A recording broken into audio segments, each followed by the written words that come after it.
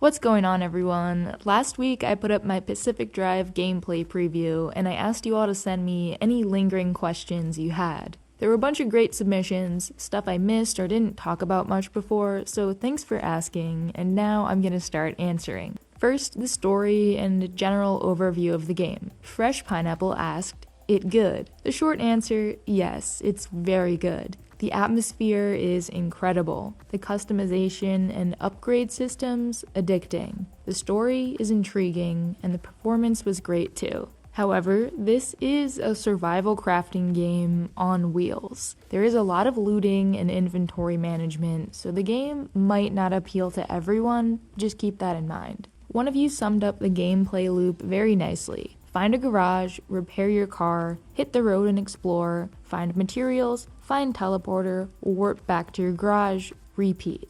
There are, of course, story missions mixed in there, but generally you'll be driving, collecting, fixing, and then doing it all over again. They also said, "I'm still not sure if this is a story-oriented game with linear missions or if it's open-ended." In the preview, we got to see 2 missions which were fairly linear. And while I can't speak on this fully since I only played those few missions, I think Pacific Drive will be story heavy, but if you want to take a break from the missions and just explore, you can do that too.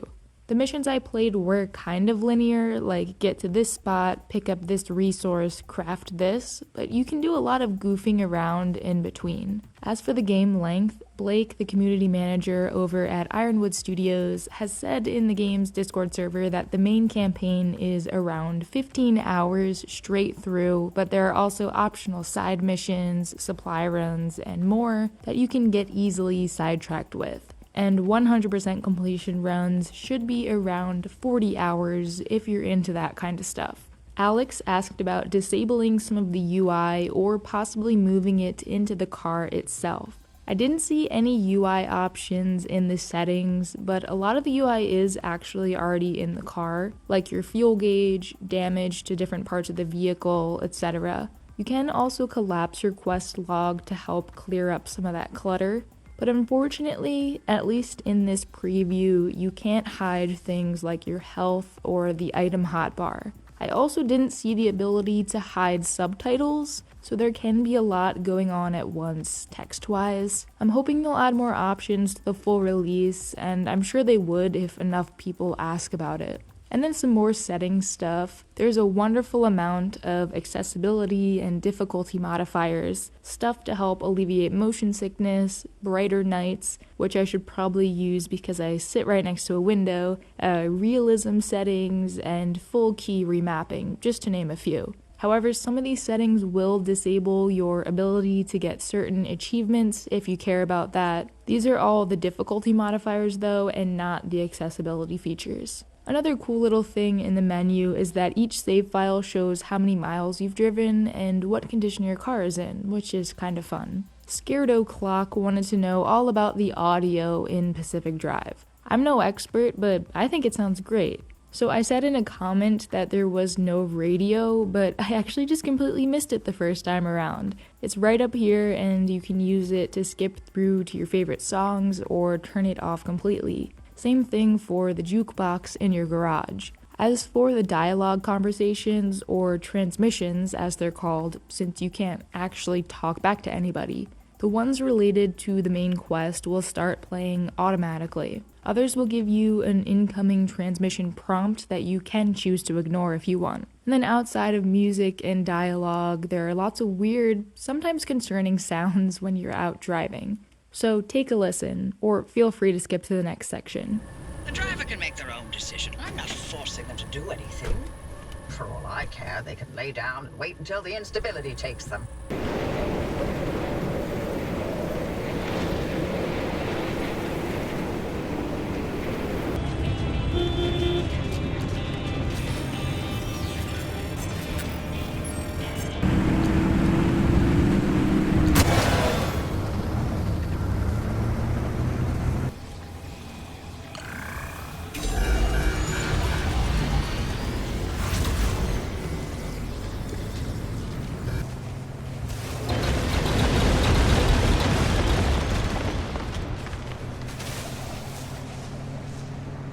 Alright, Beans for Birds wants to know about exploration, whether it's open-ended or guided, and also if I named my car. Starting with the second question, no, I did not name her, mostly because I didn't want to get too attached. None of my progress in the demo will actually transfer over to the full game, so I'm gonna have to start fresh anyway.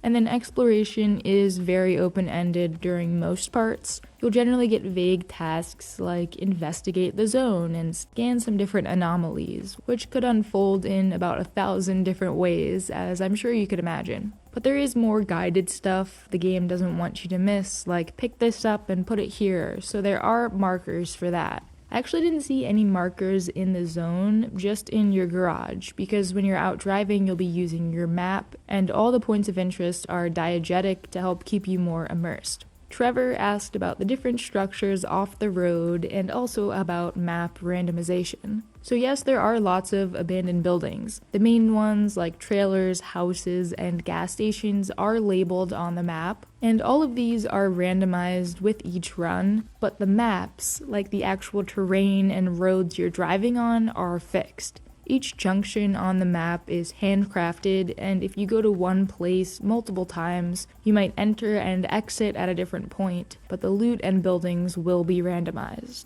Another gameplay question, is there any form of carrying capacity, like weight limits, limited inventory space, or are materials the player finds kept in the car? There are no weight limits, just a Resident Evil style grid-based inventory. This goes for your trunk, backpack, and storage at your garage. And you can rearrange, rotate, and stack items too to help everything fit better. Your backpack and trunk capacity can be upgraded, as well as adding extra storage on the outside of your car. And this is good because you will have a lot of loot in this game. Speaking of your car, this last section is about driving and customization. A couple people wanted to know about handling and the overall feel of driving. I loved driving around, and it was probably my favorite part of the demo. The handling is just about as clunky as it looks, but you can build up some surprising speed on the roads. And then of course, upgrading stuff like your wheels will make driving off-road more manageable and less slippery. There are also engine upgrades, which I didn't get to, but that's gonna be fun for sure. It is very obvious though that Ironwood Studios has spent a lot of time on perfecting the driving, since it's kind of the whole point of the game. Gunbird asked if you can defend yourself or your car in any way. Yes, but not really with weapons. It's mostly done through various attachments and gadgets. Panels that block out radiation, shoes that reduce fall damage, stuff like that. There are certain anomalies that you can interact with directly, like these bunnies, but defending yourself from others is more about either going in prepared or just avoiding them completely. And last, how in-depth is the car customization? I saw in one of the trailers that the car was able to float. So yeah, there actually are paddle wheels, but I didn't get the chance to try them out, unfortunately. And really everything you see in the trailers, you can recreate in the game. You just have to go out and find the resources first. That being said, customization is super in-depth. There's everything from paint and decals, side and roof rack attachments, different tires, engines, antennas. I can't wait to see what everyone creates when the game comes out, because I have a feeling it's gonna be pretty crazy. And that does it for your questions. Thanks for sending them in, and if you haven't had the chance to watch my impressions video, here you go.